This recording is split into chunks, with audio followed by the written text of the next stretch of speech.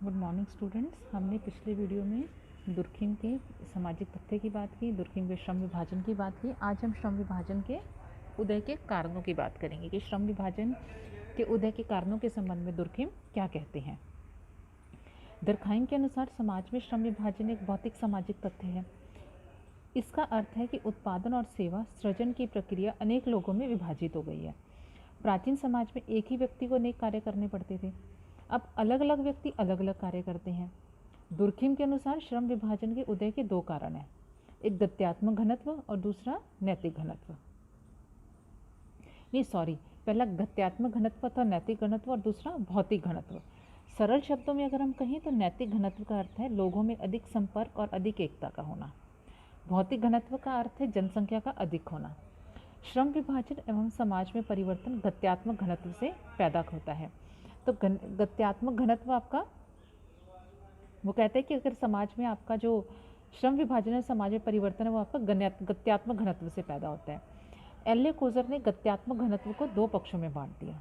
एक पक्ष भौतिक घनत्व है जो शुद्ध रूप से जनसंख्या के बढ़ने से जुड़ा है। दूसरा है नैतिक घनत्व जो जनता के आपसी संपर्क एवं अंत्यक्रिया से जुड़ा है। जॉर्ज रीजर कहते हैं इन दोनों को एक दूसरे से अलग नहीं किया जा सकता, ये दोनों एक साथ मिलकर ही सामाजिक परिवर्तन के महत्वपूर्ण कारक हैं। इनमें परिवर्तन से ही मशीनी सुदृढ़ता सावयवी सुदृढ़ता में बदल जाती है।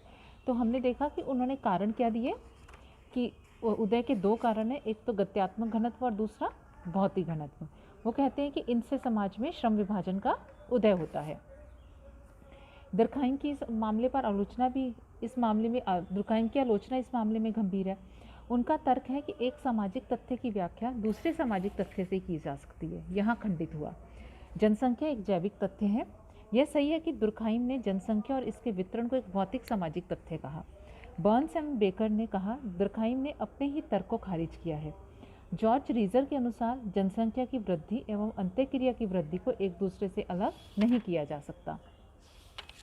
तो हमने देखा कि इन्होंने श्रम विभाजन के कारणों की बात की, श्रम विभाजन में उन्होंने कानून के प्रकार की बात की, श्रम विभाजन में उन्होंने क्या कारण और क्या परिणाम इसके हैं उसकी बात की, सामूहिक प्रतिनिधान की बात की, एकता की बात की उन्होंने। इस आधार पर उन्होंने समाज के को दो भागों में बांटा। अब हम इनका नेक्स्ट कंसेप्ट देखेंगे, आत्महत्या। दुर्खाइम ने आत्महत्या के कारण के रूप में संरचना के मिजाज अथवा स्थिति को निर्णायक माना, परंतु संरचना से जुड़ी होने के बावजूद आत्महत्या के प्रकार अलग होते हैं। दुर्खाइम ने यह स्वीकार किया कि संरचना और संरचना की स्थिति या धारा आत्महत्या का कारण है, परंतु कोई खास व्यक्ति क्यों आत्महत्या करता है इसके व्यक्तिगत कारण होते हैं। दुर्खाइम ने आत्महत्या के प्रकार भेद के लिए एक फॉर्मूले का उपयोग किया। उनके अनुसार एकीकरण एवं नियंत्रण मूल सिद्धांत है। एकीकरण नहीं होने पर यानी संरचना में एकजुटता और संबद्धता नहीं होने पर आत्महत्या होती है, या फिर एकीकरण एवं संबद्धता के बहुत अधिक होने पर आत्महत्या होती है। नियंत्रण के फॉर्मूला के अनुसार जब समाज में नियंत्रण की क्षमता नहीं होती है, समाज में नैतिक बल नहीं होता है, तब आत्महत्या होती है। एवं जब नियंत्रण बहुत अधिक होता है, समाज का नैतिक बल बहुत अधिक मांग करता है अथवा समूह की अपेक्षाएं बहुत अधिक होती हैं, तब भी आत्महत्या होती है। विटने पॉप ने इस दुर्खाइम के इस फॉर्मूले को प्रभावशाली कहा। पॉप ने सरलीकरण करते हुए संबद्धता से अहमवादी परा अहमवादी आत्महत्या को जोड़ा एवं नियंत्रण से एनोमी की आत्महत्या विनाशकारी आत्महत्या को जोड़ा। डेविड ली और हार्वर्ड न्यूबी ने भी इस फॉर्मूले को स्वीकार किया। तो अब हम आत्महत्याओं के प्रकार देखेंगे। दुर्खिम ने पहला प्रकार बताया अहमवादी आत्महत्या। ऐसे समूह जिनमें व्यक्ति अधिक स्वतंत्र होता है एवं समूह से बहुत जुड़ा या संबद्ध नहीं होता, उनमें अहमवादी आत्महत्या होती है। इसका अर्थ है सामूहिक आत्मा और सामूहिक चेतना का कमज़ोर होना। ऐसे सामाजिक धाराएं जो व्यक्तिवाद को बढ़ावा देती हैं या व्यक्ति के एकात्मक निर्णय को प्रेरित करती हैं, तब अहमवादी आत्महत्या अधिक होती है। दुर्खाइम ने कहा प्रोटेस्टेंट डिनोमिनेशन के लोग, कुंवारे लोग, बिना बाल बच्चे वाले लोग ऐसी आत्महत्या करते हैं। भारत में निम्न मध्यम वर्ग की महिलाएं तमाम कठिनाइयों के बावजूद भी कहती हैं कि वे अपने बाल बच्चों के लिए ही जी रही है, इसलिए वो आत्महत्या की तरफ नहीं बढ़ती हैं। दूसरा है पराअहमवादी आत्महत्या। संबद्धता, एकजुटता और एकीकरण की अधिकता से ऐसी आत्महत्या होती है। दरखाइम के अनुसार ऐसे लोग जो समूह और समाज से बहुत ज़्यादा जुड़े हैं, जब उन्हें लगता है कि उन्होंने समूह और समाज के प्रति अन्याय या असम्मान किया है अथवा उनके कारण असम्मान हो सकता है, तब वे परायमवादी आत्महत्या करते हैं। दरखाइम ने जापान के लोगों के पेट में छुरा घोंपकर हाराकिरी करने का उदाहरण दिया। ऐसा करने वाले ये समझते हैं कि उनके कारण समूह एवं समाज का असम्मान हुआ। पराजित सेना के बड़े अधिकारी यह सोचकर कि उनके कारण ही देश या क्षेत्र हार गया, आत्महत्या करते हैं। भारत में पराजित राजा के निवास की महिलाएं इसलिए सामूहिक जौहर करती थी क्योंकि विजयी सेना और उनके साथ बुरा सलूक कर सकती है। नेक्स्ट प्रकार इन्होंने बताया एनोमी या आदर्शहीनता आत्महत्या। एनोमी की आत्महत्या उस समय होती है जब समाज की नियंत्रणकारी शक्तियां बिखर जाती हैं। ऐसे बिखराव के कारण व्यक्ति असंतुष्ट हो जाता है क्योंकि अपनी इच्छाओं पर उसका नियंत्रण नहीं होता। समाज के नियंत्रण की क्षमता का अभाव सकारात्मक भी है, जैसे जब समृद्धि होती है, अथवा फील गुड होता है, और नकारात्मकता भी है, जैसे राजनीतिक नियंत्रण घट जाने से लोग असुरक्षित अनुभव करने लगते हैं। इन दोनों ही स्थितियों में आत्महत्या की दर बढ़ जाती है। इन दोनों ही स्थितियों में नियमहीन धाराएं मजबूत होती हैं। दरखाइम ने कहा, सामाजिक जीवन के अनियंत्रण से जो मानवीय वासनाओं के अनियंत्रण अथवा मानवीय समृद्धि के बढ़ने से होता है, उससे समूह में आत्महत्या की प्रवृत्ति बढ़ जाती है। नेक्स्ट टाइप दरखाइम ने बताया विनाशकारी आत्महत्या। दरखाइम ने इसकी बहुत कम चर्चा की। इसके बिना उनका फॉर्मूला संपूर्णतः प्रस्तुत नहीं किया जा सकता। ऐसी आत्महत्या उस समय होती है जब नियंत्रण बहुत अधिक होता है। दरखाइम ने कहा, ऐसे व्यक्ति जो अपनी अवस्था से मुक्ति चाहते हैं परंतु गंभीर अनुशासन के कारण असहाय होते हैं, आत्महत्या करते हैं। उन्होंने गुलामों का उदाहरण दिया जो अपनी प्रत्येक गतिविधि में नियंत्रित होते थे। उनकी हर सांस पर पहरा होता था। इस पहरेदारी और बंधन से तंग आकर वह आत्महत्या कर लेता है। भारत में मध्यम वर्गीय बच्चे से माँ बाप को बहुत अधिक अपेक्षाएं होती हैं, इसलिए परीक्षा में असफल होने पर बच्चे आत्महत्या करने पर उतारू हो जाते हैं। सरकार रेल की पटरियों पर पहरेदारी बढ़ा देती है, यह विनाशकारी आत्महत्या के कारण है। तो हमने देखा कि दुर्खिम ने आत्महत्या के 4 प्रकारों का उल्लेख किया। उन्होंने कहा कि जब समाज से आपका संबद्धता कम हो जाती है तब भी आत्महत्या होती है। जब समाज के साथ आप बहुत ज़्यादा जुड़े हुए या संबंधित होते हो तब भी आत्महत्या होती है। एनोमी या आदर्शहीनता आत्महत्या की बात की। उन्होंने कहा कि आत्महत्या तब होती है जब समाज की नियंत्रणकारी शक्तियाँ बिखर जाती हैं। और विनाशकारी हत्या की चर्चा उन्होंने बहुत कम की है। ऐसी आत्महत्या वो कहते हैं कि जब नियंत्रण बहुत अधिक होता है तब होती है। जब ऐसी अवस्था से जब व्यक्ति अपनी मुक्ति चाहता है तब वो कहते हैं कि विनाशकारी आत्महत्या का स्वरूप हमें समाज में देखने को मिलता है। एम हेरालॉम्बस ने लिखा कि दरखाइम ने आत्महत्या का अध्ययन करके आत्महत्या की समस्या के प्रति समाजशास्त्रियों का आकर्षण बढ़ा दिया। मॉरिस हॉलबैकस ने 1930 में आत्महत्या का अध्ययन किया और दुर्खिम के अध्ययन की प्रशंसा की। उन्होंने कहा, गांव एवं शहर में भी आत्महत्या की दरों में बड़ी भिन्नता है। जे.बी. गिब्बस और डब्ल्यू.टी. मॉर्टिन ने यह तो स्वीकार किया कि आत्महत्या का वैज्ञानिक अध्ययन होना चाहिए, परंतु इन्होंने दरखाइम की इसलिए आलोचना की कि दरखाइम ने एकीकरण एवं सुदृढ़ता की ठोस परिभाषा नहीं दी। हेजेडॉन और लोबोविस ने भी दरखाइम की आलोचना की। इन विद्वानों के अनुसार अलग अलग व्यवसायों में एक ही तरह की परिस्थितियों में आत्महत्या की दरें अलग अलग हो जाती हैं।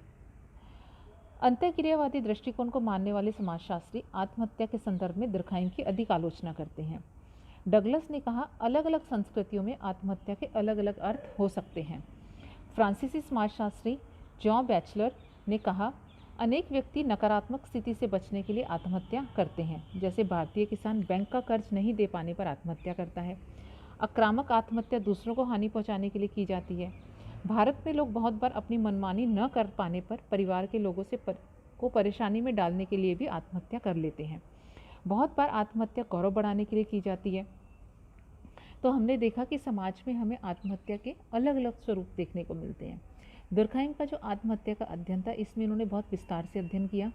इसमें उन्होंने जो पहले के अध्ययन हुए थे जिसमें भौगोलिक कारणों को आत्महत्या के लिए उत्तरदायी माना गया, अन्य कारणों को माना गया, तो इन्होंने इसका अध्ययन किया और कहा कि जो आत्महत्याएँ होती हैं उसमें आपका सामाजिक कारणों पर इन्होंने विस्तृत चर्चा की और कहा कि आत्महत्या जब व्यक्ति करता है तो उससे उन्होंने समाज का नियंत्रण और एकात्मकता या संबद्धता से जुड़ाव की बात या फॉर्मूला देते हुए उन्होंने आत्महत्या के कारणों को स्पष्ट किया।